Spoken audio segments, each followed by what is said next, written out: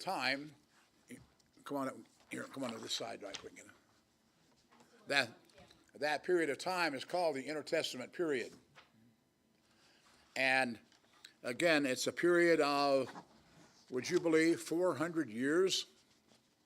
400 years. That little blank page of the Bible represents as much space as from the time of King David about down to the beginning, end of the Old Testament. You know how much space is dedicated to that? Well, you got one page here, and that page is dedicated to the intertestamental period. Now, you may say, well, so what? Well, and if somebody tell me, what was going on in our nation 400 years ago? Anybody? What was going on in our nation 400 years ago? How about the Pilgrims were celebrating their second Thanksgiving? They landed, they'd just gone through their first hard winter, celebrating their second Thanksgiving at Plymouth Rock. And you say, so what? Well, how has our country changed in that 400 years?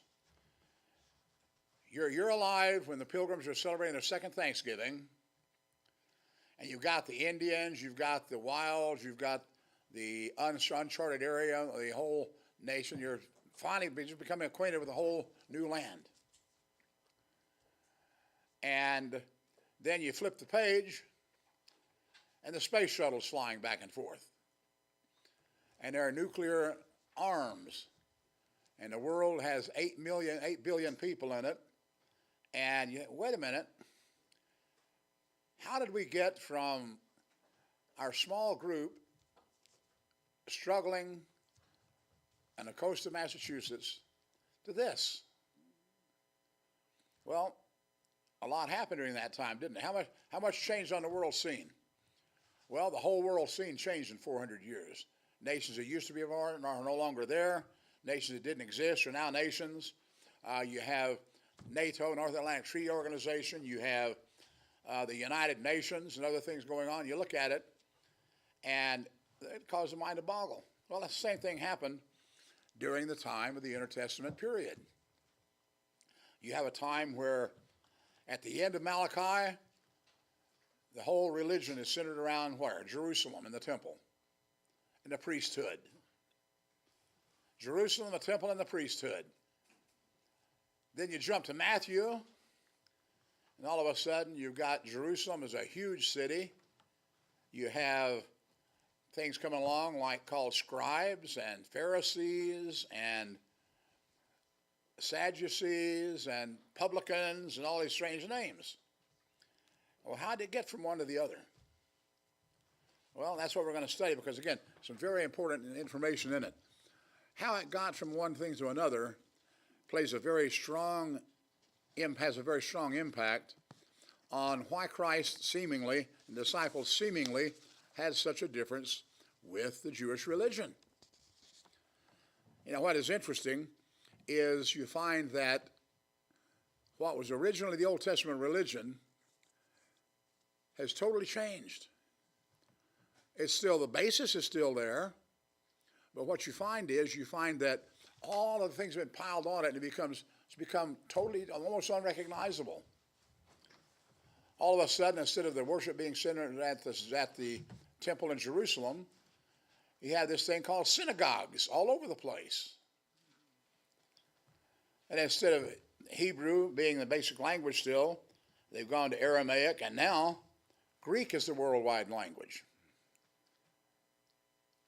You've had several empires come and go, and all those have an impact on what we find as far as the Jewish religion in the New Testament.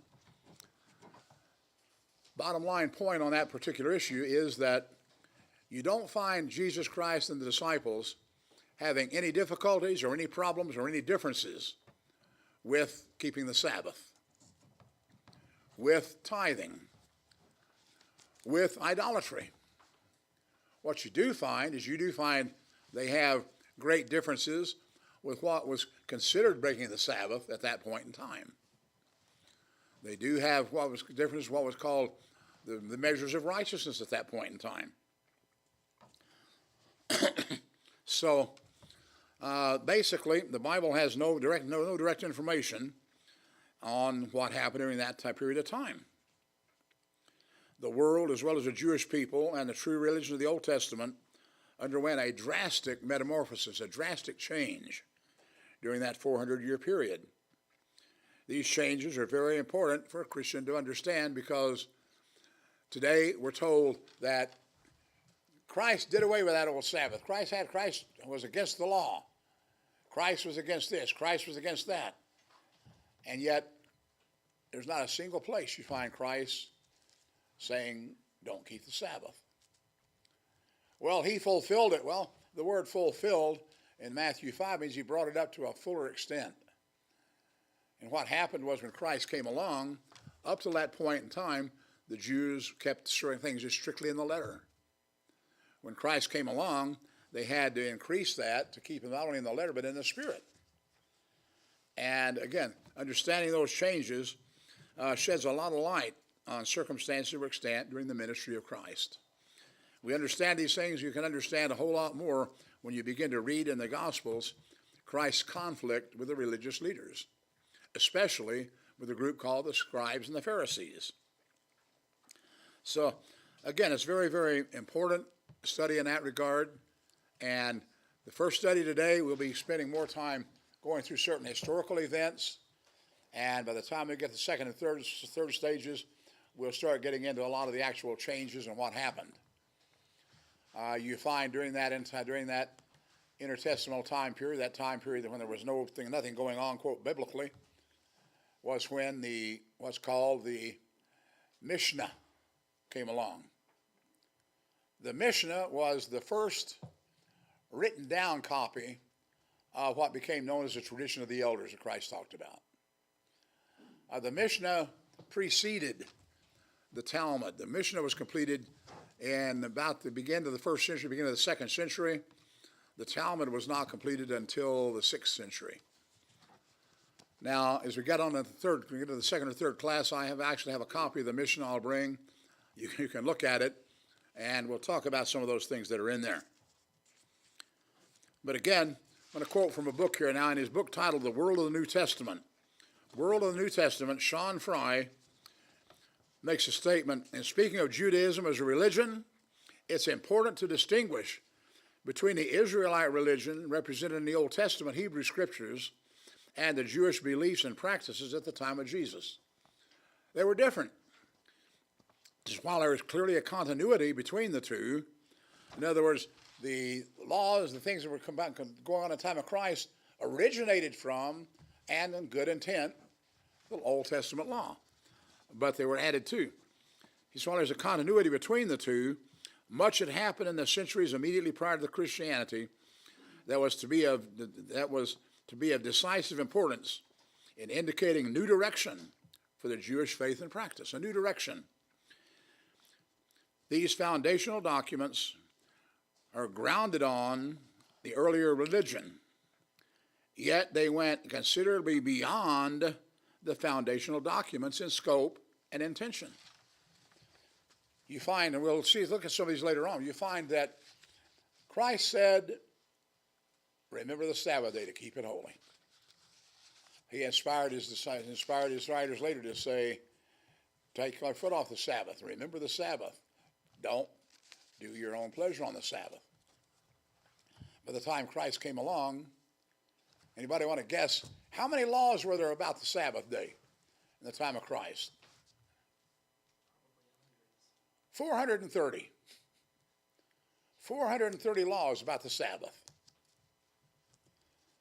Because as time went on, everything came up, and we'll look at this a little later on. Everything that came up, they had to have an answer for. In fact, the Jewish writings, the Mishnah and others, list 70 forms of work that are prohibited on the Sabbath. 70 different specific things. We'll read some of them and you'll find out how ridiculous it got. But again, they were all based originally, and the intent was good. The intent was to help the people. But again, we'll see as we go through, we'll see how that happened and see what happened on. Now, again, you look at it, that 400 years, a lot of things happened. We find that as things went on, Israel went into captivity. Judah went into captivity much later, and Judah was in captivity for 70 years. Now, again, when things happened, when things moved on beyond, then we find that we ended up with a real problem. Because what happened was, we find that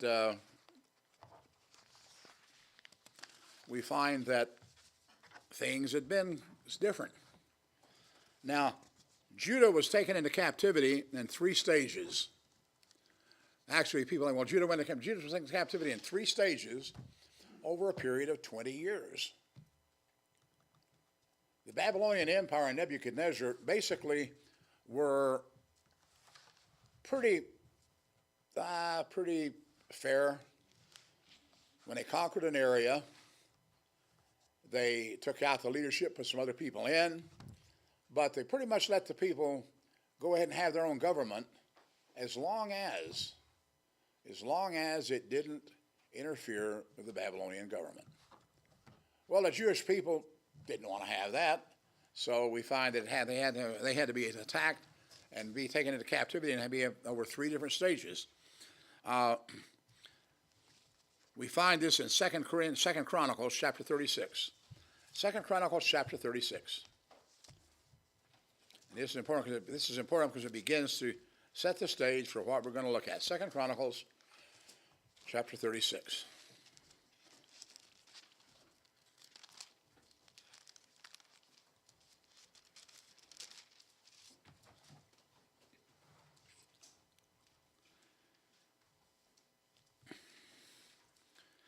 They were taken into captivity from 605 to 586 BC. And again, 2 Chronicles chapter 36 and verse 5 tells us the first one. Jehoiakim was 25 years old when he became king, and he reigned 11 years in Jerusalem, and he did evil in the sight of the Lord. Verse 6, Nebuchadnezzar, the king of Babylon, came up against him and bound him in bronze fetters to carry him off into Babylon, to put him in prison. Nebuchadnezzar also carried off some of the articles of the house of the Lord and put them in his temple. So, again, this was the first period, the first stage of the captivity. It took place in 605 BC. Now, this was the stage of captivity when the leaders were taken captive, when Daniel and his 3 friends were taken captive. And again, you can look at Daniel chapter 1, verses 1 to 4. We're not going to turn there, but the very beginning part of the chapter talks about them being taken into captivity. And that happened then. Now, the second stage in 597, look at 2 Chronicles 39 or 36, verse 9. 2 Chronicles 36, verse 9. Jehoiachin was 8 years old when he became king, and he reigned in Jerusalem 3 months and 10 days. 8 years old. Again, a very young boy. But again, Nebuchadnezzar had put another leader in, so he put that one in. And we find that he did what was evil in the sight of the Lord. And at the turn of the year, King Nebuchadnezzar summoned him and took him to Babylon with the costly articles from the house of God, and made Zedekiah, Jehoiakim's brother, king over Judah. So now we're looking at the third king in rapid succession. Now, again, the third event, you look down to verse 11. Zedekiah was 21 years old. He reigned 8 years in Jerusalem. So now we come down from 597 to 586. He reigned 11 years. In 586, finally Nebuchadnezzar says, look, I'm tired of this. This is the third time I've given you a chance. You've rebelled twice. Now I'm just going to destroy Jerusalem. At this point in time, he wiped out Jerusalem. Wiped out all the major population. He only left the poor people in the land to take care of it. And this is the time in 586 BC when they had these soldiers come in and they leveled Jerusalem, they leveled the temple, they got rid of everything. Now, remember, up until this point in time, the temple had been the center of religion. Now, all of a sudden, guess what happens? All of the leaders and all the other people are hauled off over to Babylon, over to Chaldea, and other areas. And there's no longer a temple. There's no longer a temple. What do you do? Your religion's been around the temple and the priesthood. The priesthood has been all taken into captivity and spread out. The temple is no longer. Temple is no longer there. And again, you look at it, and the land rested. Look at verse 21. Here's the same chapter. To fulfill the word of the Lord by the mouth of Jeremiah, that the land enjoyed her Sabbaths for 70 years. So, 70 years the land was idle. And during that time, what happened? During that time, how did the Jews worship? You no longer have the temple, you no longer have the priesthood. What do you do? Well, we find, and we'll look at this in a minute, you find that what happened was, in captivity, the Jews would get together at a house of one of the leaders, and they would read the Bible. Now remember, hey, we have the Bible here. You don't have a Bible, you can buy them anywhere. You can actually go down and get one for 50 cents or even free at a thrift store, used. At that time, the only copies of the Bible were handwritten on parchment. And they were very, very rare. There was a copy in the temple, or several copies in the temple. But other than that, you had to be really wealthy to be able to have one. So what do you do? How do you keep your religion going? Now, again, we find, again, as I said, during this whole time, the world began to greatly change. And again, the religion particularly. There was a transformation of the Jewish religion. The languages became totally different. They went into captivity speaking Hebrew.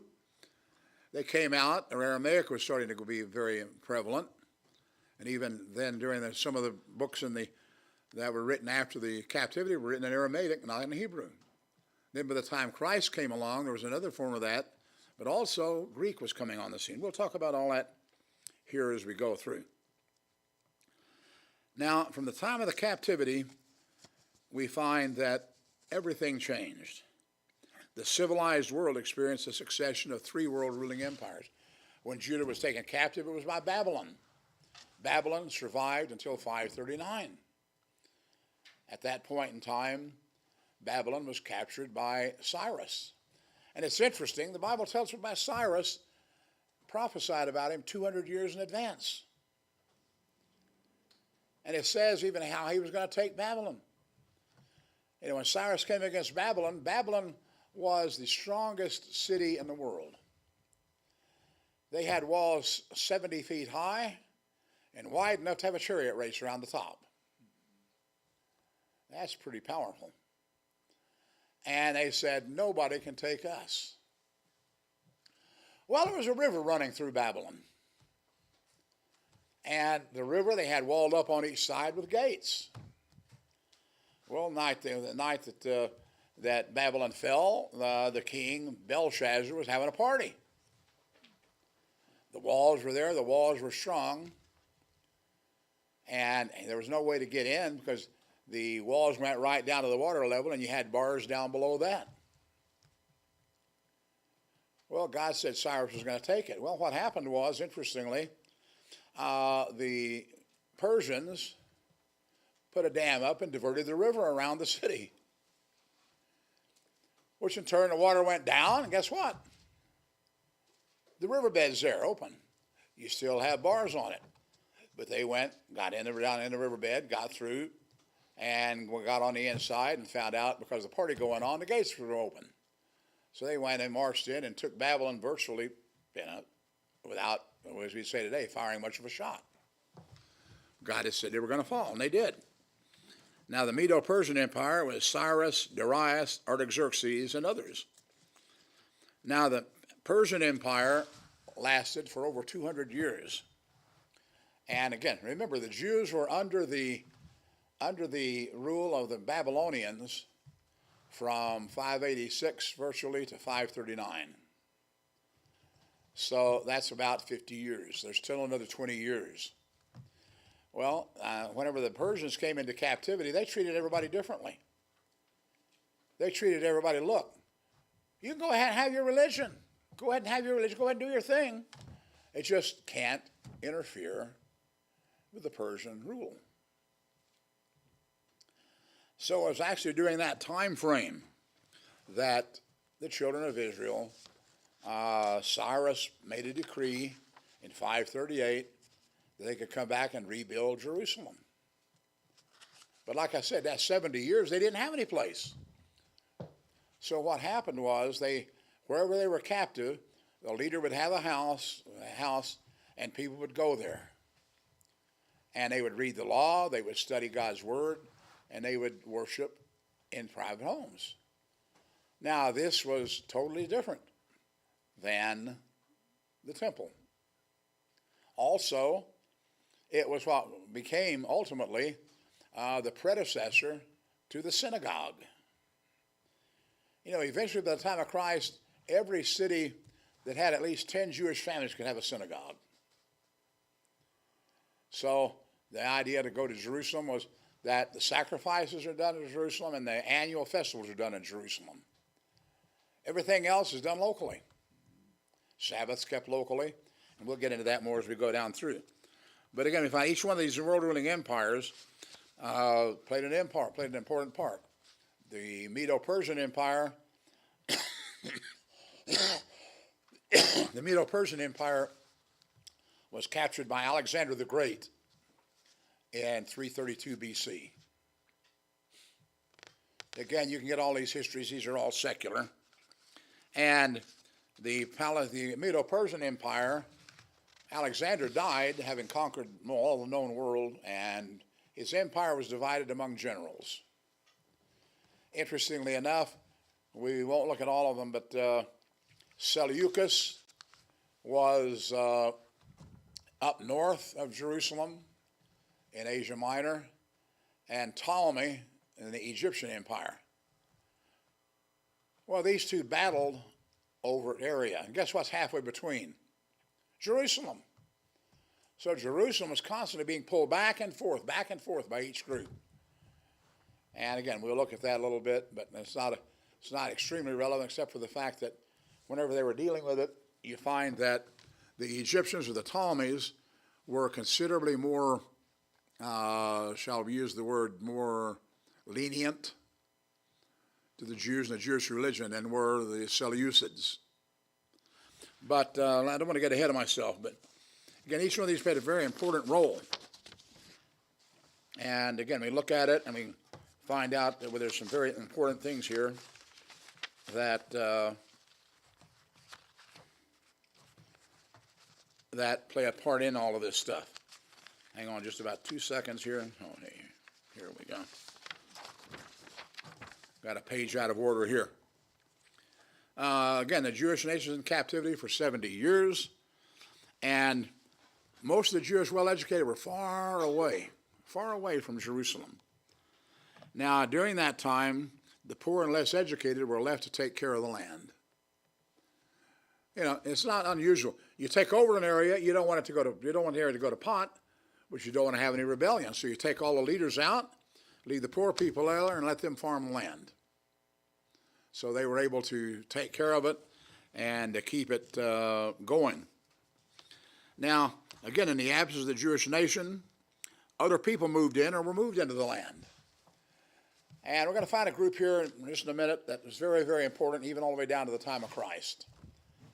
Because whenever the Assyrian Empire conquered Israel, they brought a people in from Assyria. These people, because Israel and Judah were joined, when Judah went into captivity, these people naturally migrated on into the nation of Judah, along with a lot of other groups. But again, the land of Israel captive. Look at 2 Kings chapter 17. 2 Kings chapter 17. 2 Kings chapter 17.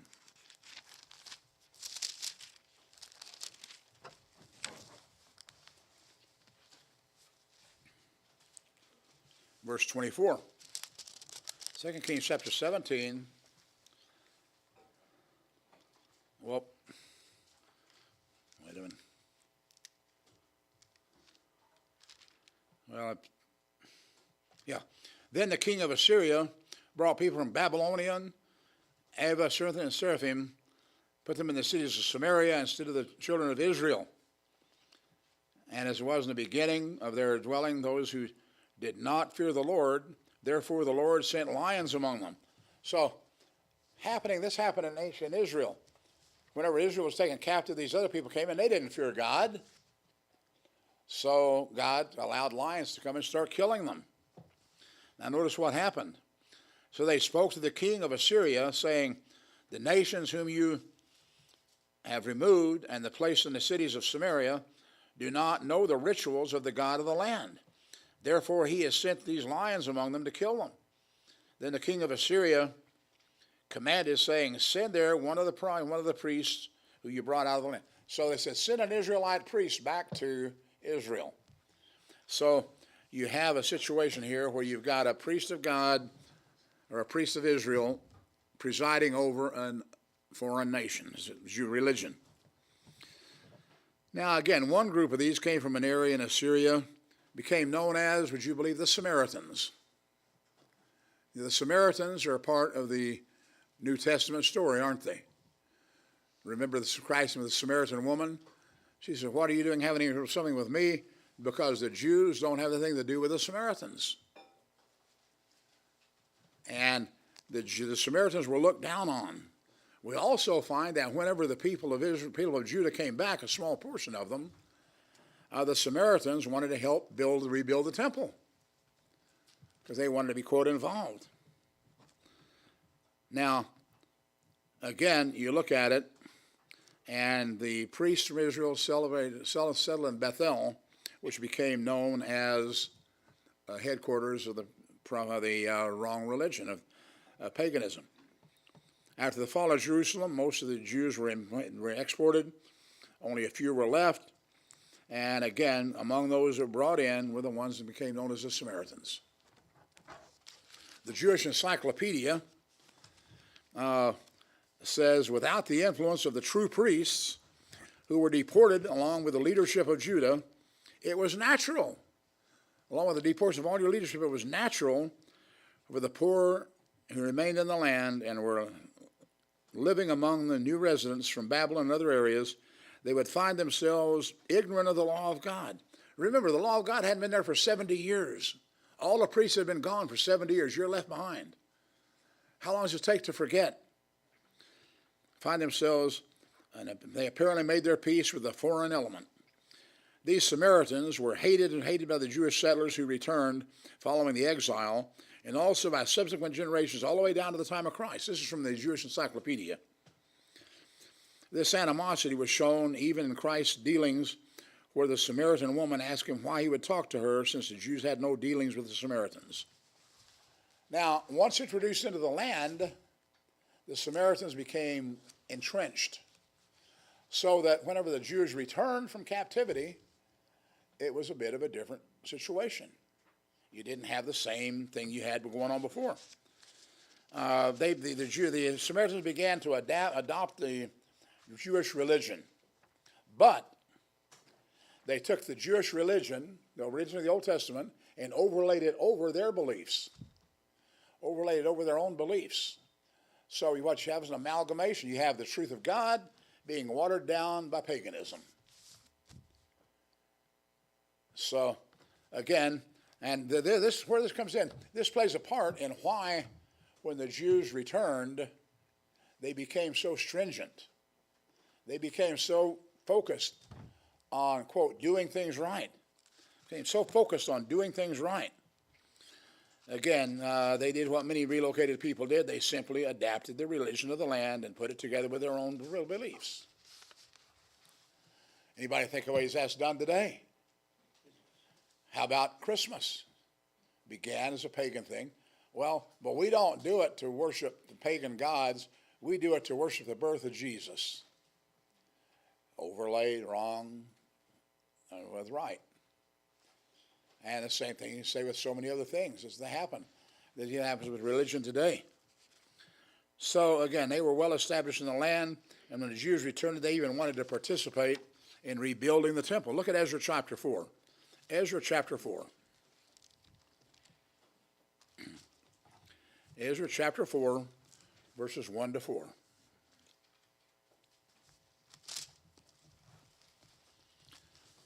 Now when the adversaries of Judah and Benjamin heard the descendants of the captivity were building the temple, they came to Zerubbabel and the heads of the fathers' houses, said, well, let us build it with you. Why? For we seek your God as you do, and we have sacrificed to him since the days of Esarhaddon. Now they sacrificed in Bethel in Israel, but they were pagan temples.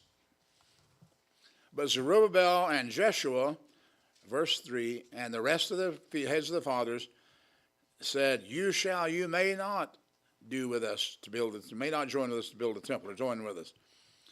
For our God, but we alone will build the Lord God of Israel, as King Cyrus has said. Well, they threw a hissy fit and got the construction of the temple stopped. Finally, it got to Cyrus, and they started it up all over again. But again, it had actually been stopped for a while. Okay, now, look at your handouts.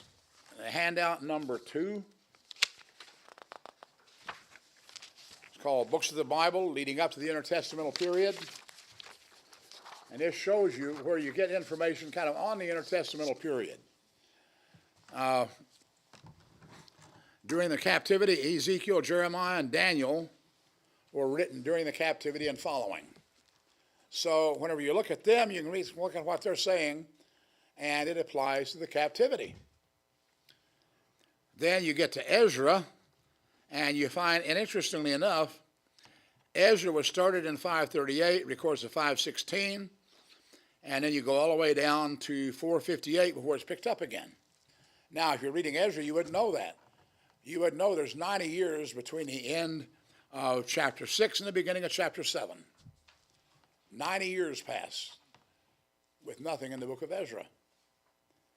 That's very unusual to happen that way in a book, but that's the way God designed it.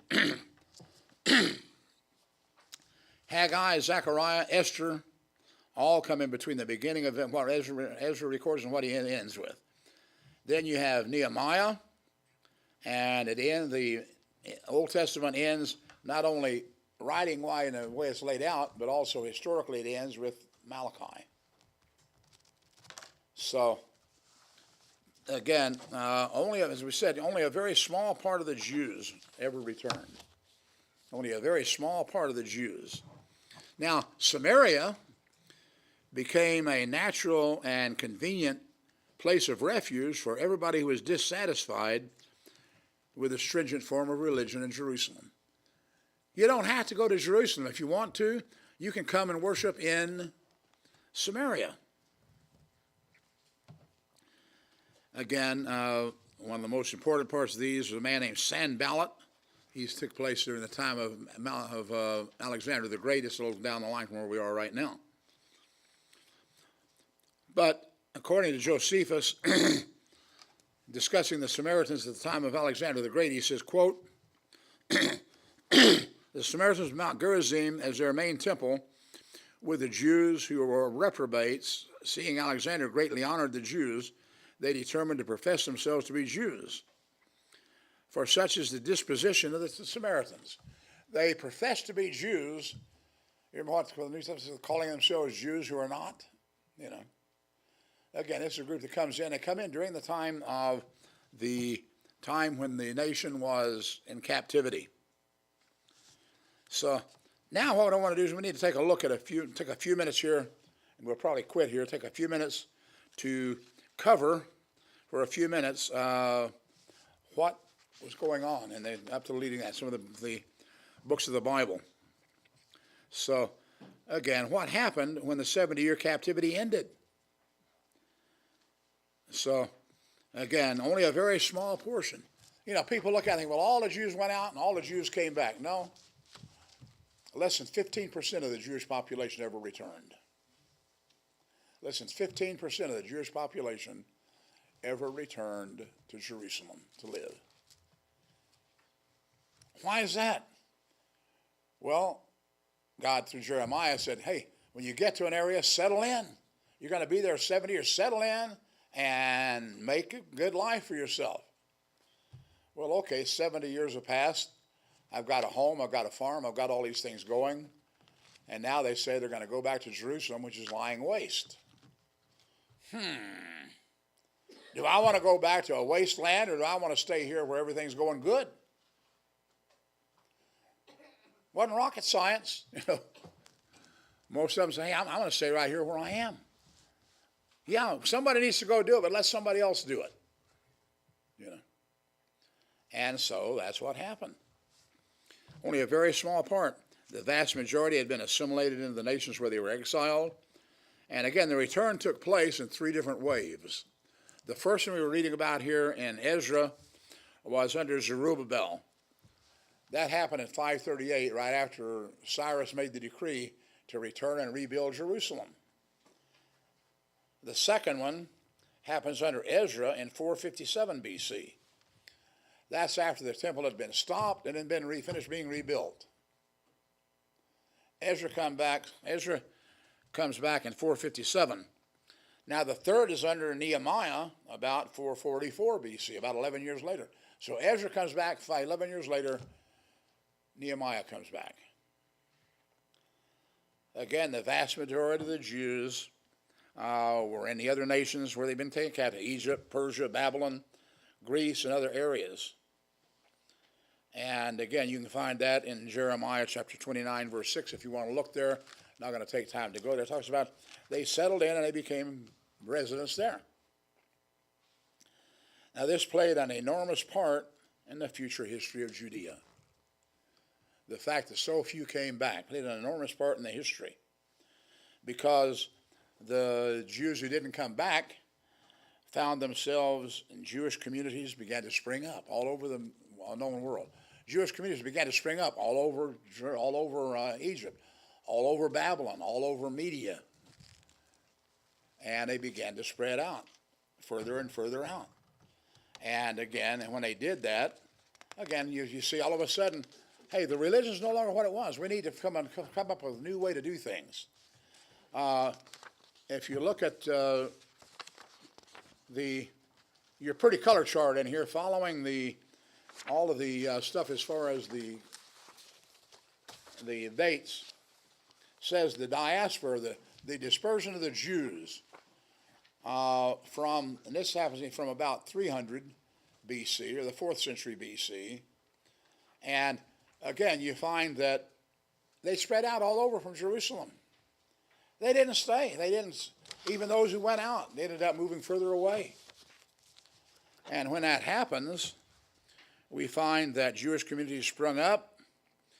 And again, they look at it and they had to start deciding, okay, now how are we going to worship God? We can't go to the temple. In fact, by now they've even forgotten what going to the temple is all about. 70 years, that's a whole couple of generations. And all of a sudden you look at it and say, okay, now, what are we going to do? How are we going to worship in the places where we are?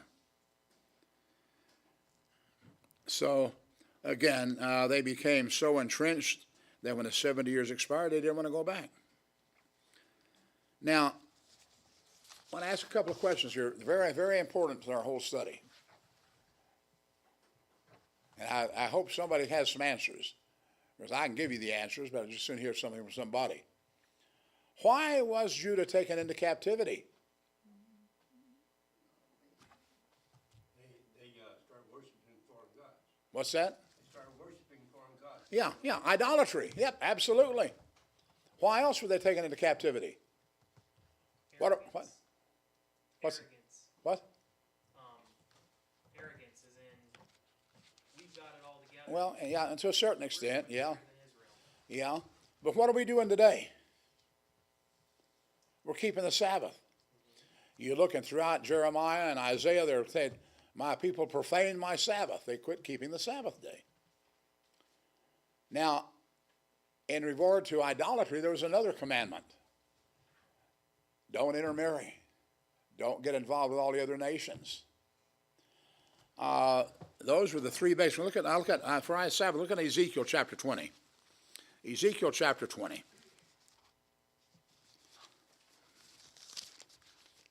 We're going to find out that what we find out read here has a huge role in what the Jews specialized in afterwards. Ezekiel chapter 20 and verse 12. Moreover, I gave them my Sabbaths to be a sign between them and me, that they might know that I am the Lord your God. Yet the house of Israel rebelled against me in the wilderness and broke it. They defile my Sabbaths, but I acted in my name's sake. So I raised my hand, going on to verse 15. So I'm going to bring them to the land of it. Despite that, they broke the Sabbath over and over and over again. Look at verse 21. Notwithstanding, the children rebelled against me. They did not walk in my statutes. They were not careful to observe my judgments, which the man does will live them. And they profaned my Sabbaths. So Sabbath breaking was a big one. Idolatry was a big one. You look at it, marrying the other foreigners. You know, he told them over and over. Let's look at Jeremiah chapter 17 here. Jeremiah 17. We'd go back to all the way back to Deuteronomy and Joshua, but let's look at Jeremiah chapter 17.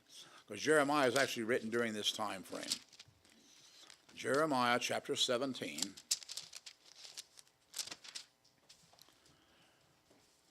And we're going to begin reading in verse 21. Jeremiah 17, verse 21.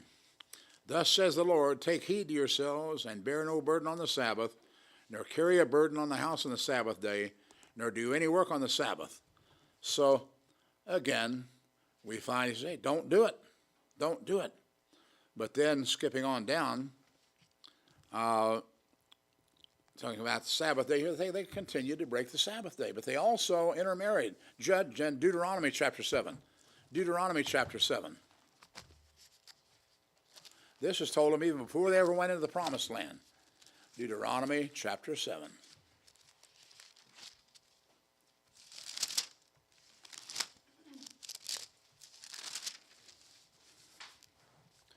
Deuteronomy chapter 7, verses 3 and 4. It